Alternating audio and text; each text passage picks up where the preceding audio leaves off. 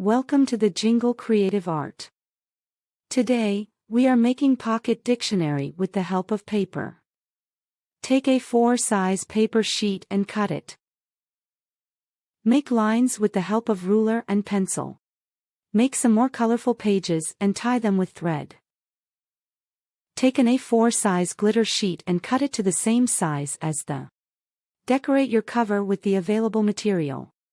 Write word meaning, sentences, messages and contact numbers, etc. Paste the glitter sheet on the first and last page of your dictionary. Your pocket dictionary is ready. If you like the video, please like and subscribe my channel. Thanks for watching.